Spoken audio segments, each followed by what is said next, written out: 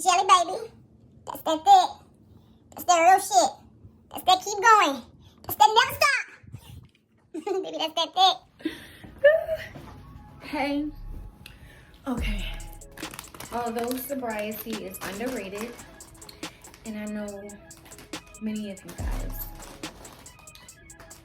do not care to see my sobriety journey, I still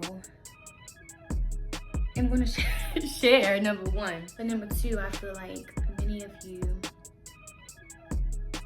suffer and cry in silence. And so if me sharing my journey or experience or testimony could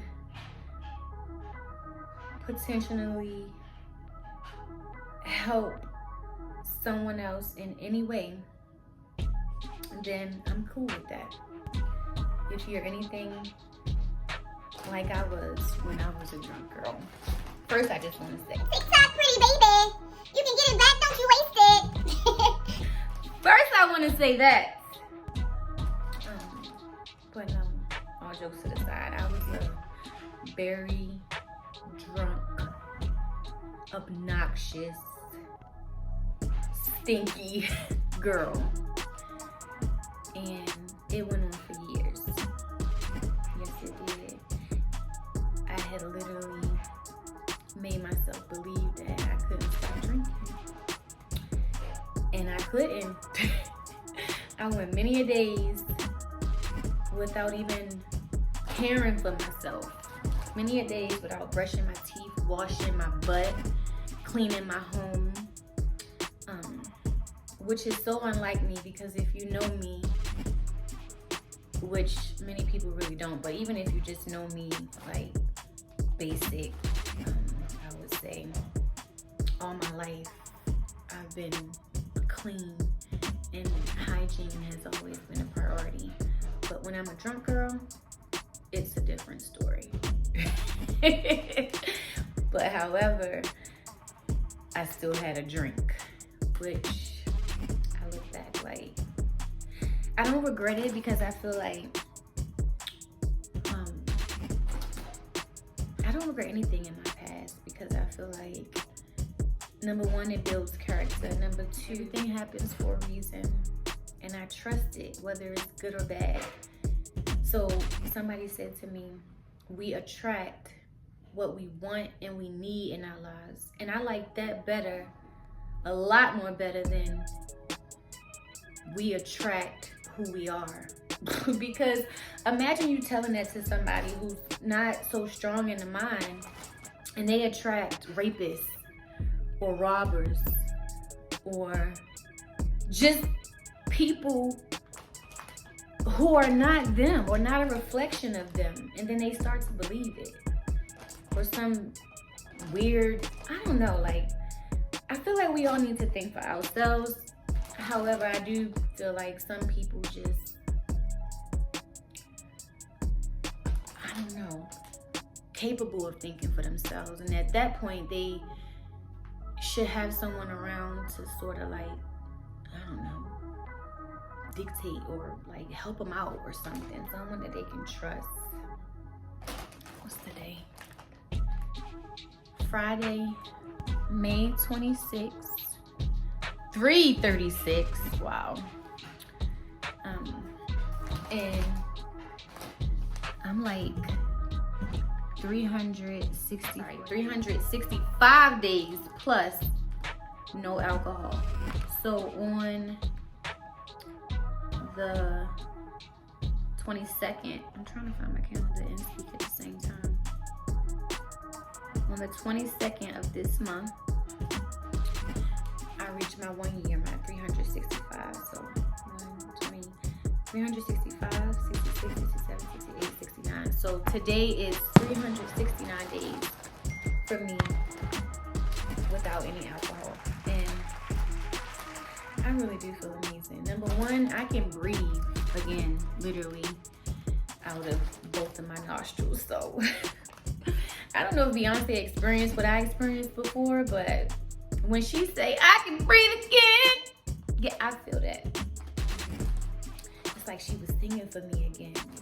But today, I applied for PTO or requested for PTO, but they didn't accept it. So I was forced to take an occurrence and no pay because I had to obviously take care of some things and I had to wait for my paycheck. I had to wait. So, and Monday would be, what, a holiday, I think it is. I wouldn't have been able to accomplish anything that I accomplished today,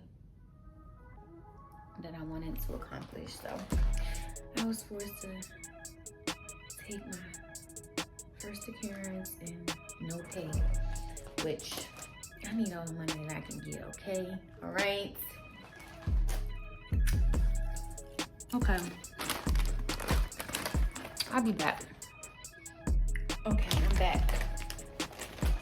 I'm gonna fry me some fish in a second and have a fish sandwich. But I was thinking, the longer I've been in this current sobriety, because this isn't my first, however, this is my longest since 2015, I would say, because that's really when I first started really like drinking a lot, when I moved to Italy with my ex-husband, and that's where I really started drinking. It started with wine. Prosecco was like my go-to at first. And then I went from light to red, and then red back to white.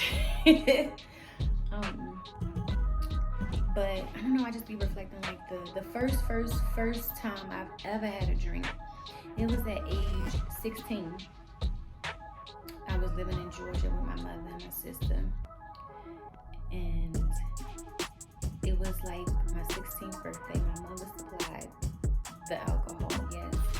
And it wasn't at my request. However, I did indulge, and I pissed on myself that night, to say the least. So it's like, I never really had a reason to drink again after my first time. Like, that should have let me know right there. No, baby girl. But I didn't drink again until about 19. I was back in Baltimore in 2014, 15-ish, but I would say for sure it was probably 2015 when I really started drinking like that every day. And it was when I moved to Italy with my ex-husband, and it really didn't become a problem to me until about 2016. At first it was like cute and fun and sociable, I feel anyway, for the most part. Whenever I started, like, because when I left Italy and came back to the USA, I went to Charlotte. And I mean, when I say I was partying every weekend, I had turned into one of those girls like on the radio listening for what party is happening tonight, which is strange because that was like my mid-20s and stuff. I guess I was a late bloomer. But yeah, it really became a problem in 2016, I would say. I had left my mother, and my living arrangements were kind of like changed. I don't know, it just went downhill from there, pretty much. And now when I think about it, it's like every time I've ever tried to live with my mother, I always ended up in a shitty situation and or a depression of some sort. But yeah, 2016, it went on up until about 2019 when I got pregnant with Nori. And obviously, initially, I stopped drinking 100%. It wasn't a doubt or question. Sometimes we let our mind play tricks on us, to say the least. And it just it was self-inflicted, and it went on for far too long. And then shortly after my pregnancy, I had started drinking again. I had stopped breastfeeding sooner than what I originally planned or wanted to. And I sort of felt myself drinking myself back into a depression, which I do not want to do, and cannot afford to now that I have Nori, which I'm so super grateful for. And I just wouldn't want to risk losing my son or hurting my son or harming my son for a drink. Like, how stupid would I be?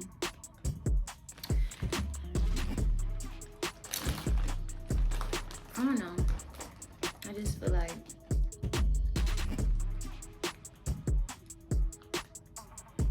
sobriety is underrated, and that's sad. Like, what type of world do we have to live in where sobriety is something that's like underrated? Or like if somebody offer you a drink and you saying, you know, I stopped drinking, or I don't drink, or I'm not drinking, there's a question. Like, why? When alcohol alone is not good for any of us, our organs. And then in addition to that, it 9 times out of 10 always ends in chaos. Like, it always causes chaos or it ends in chaos. Like, it never ends well, majority of the time. I'm not saying that I never had or I didn't have many great tipsy moments or tipsy events or occasions or whatever the case may be. But ultimately, it's just not good for anyone. There's nothing that you can say is great about alcohol, even the taste or the smell. It doesn't. It's just not pleasing or appealing to me. It never was. Like, literally, I was such a drunk girl and just addicted to the feeling alone. I would hold my nose while I drink so I wouldn't taste it. I know, right? Disgusting. Because if somebody had to do all of that to indulge something just to feel a feeling, like, that's sort of weird. And it made me question myself a lot. But I mean, again, I don't regret it. I feel like everything happens for a reason. And yeah. I'm not really happy about the fact that I'm like not getting paid right now and I have an occurrence now. But I'm actually pretty glad that I did take this extra day off. Because I be getting bullied in real life. Like, imagine being 33 years old and being bullied by people, like grown people. Actually, people who are older than me, people who should be considered my elders, actually also participate in bullying me. Isn't that sad? Yes, it is sad. I'll answer for you. Like, imagine staying to yourself and drama still finds a way to reach you. And it's not because you initiated it or you reached for it or searched for it or anything. It's because only thing I can come up with is jealousy or intimidation, which I just don't know.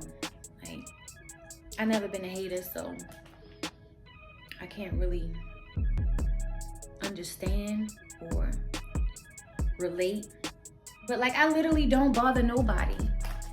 So I mean, to be 100% frank, if you don't like me, 9 times out of 10 you're a hater. Because like, what I do to you? Y'all be bullying me on some hating shit, and that shit is strange. Like, I don't bother y'all. You know what I'm saying? It's sort of like how Beyonce literally does not talk to us anymore, and y'all still find a way to bother her. Like, don't y'all think that's strange? Like, don't you think it's pretty strange? Like, I've literally probably shown many of my haters more love than the people that they actually crave it from. And they still find a way to hate me. Like, plotting and hating on me. Why are you plotting and hating on somebody that's only showed you love? Only been genuine or kind. Or both. Hi. Say hi. Nori wanted to say something. Hi. Hi. Say hi. Let's hear you count. Hi. Hi. Are you being shy? Let me show you Nori's one of his birthday outfits came. Both of his shoes came, but one just his tux. Let me show you. But first, let's admire. Let's have a moment of silence for the queens, the queendom. I know I'm still waiting for my vanity set and my nightstand and a few other things that I want to add to. But yes, mom being here, maxing and relaxing, okay? And people be plotting and hating on me. But here's his tux with his shoes. Oh, he's so cute. And I bought his tux obviously bigger because I figured if it's bigger, at least we can get it tailored. And it didn't come with a shirt, like a white button up, so I'll have to get that. But we have plenty of time to get it tailored if it doesn't fit, because we didn't try it on yet. Pop, you gonna try on your tux? And I just found this at Dollar Tree for $5. But his birthday isn't until July 25th. So we have plenty of time to get it fitted if it needs to be fitted. Oh, let me show you his other sneakers. Don't mind our little ghetto hangout clothes to dry. That's his side and that's my side. And I just washed his towel and I be putting his socks and stuff up there. I mean, at the end of the day, my grandmother Ruth, she used to hang the clothes out back and in the basement on the line that she created. So, but these are his sneakers for his other outfit. So cute. I don't know nothing about it. All right. Okay. I know. But yeah, these are sneakers. I told Nori we was gonna try on his tux. Pop, you gonna try it on? Yes? You like mom's stool? Yes? Yes. You ready to eat? I like it too. Okay. Let me see you, Pop. You look so handsome. My girl's so tasty. Tell her it's your world. She want the two-tone spaceship. It's a little big, but like I said, we got time. I keep it factual. I'm on sabbatical. I'm out in Central America. I need a break from hysteria. Park like the one with the carousel. I get it lit in your area. I'm locked to the vision, it couldn't be clear. These were supposed to be like skinny sticks, but turn it up loud when you hearing us. We'll figure it out. We still have time. She tearing up and it's going down. Got your girl aroused by these massive stacks like 100 pounds. Running big laps till the sun is down like 100 miles. Tenant frames and leaning down. Winning now. Hi. Been a while, you ain't like me then, but how you like me now? Real one, if I hold you down, I'ma keep it there till we in the ground. Jet black when I paint the town. High five. Sheets when they pay me now, treat it setback like Yay! I got the game in advisory. Way up. Do you like your tuxedo, Papa? On the flight list. Verbally gifted, take the Huh? and I twisted, got a big lit. All right. Got my mind rents, won't stop I'm frying fish. How many states? Tell her I can't say. I'm gonna have me a fish sandwich.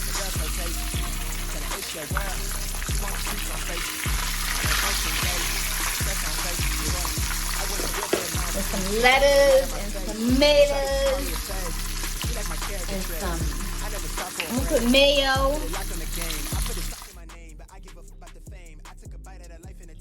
Can you tell that I literally only Flat iron the bang. Yes, I literally only flat iron the bang. Then I was thinking too, when I moved to Italy and started like drinking became a thing for me like daily, I also started smoking cigarettes. Yes. Imagine this beautiful face smoking a cigarette. No, trust me, I wasn't the only beautiful face there smoking a cigarette. It was like pretty common. I don't know, I used to be like, I would never smoke a cigarette. I'm never smoking a cigarette. But let me tell you, it had eventually became like a guilty pleasure of mine. Like I needed to puff something whenever I drink, which I still vape, which is not a great thing. Do not vape.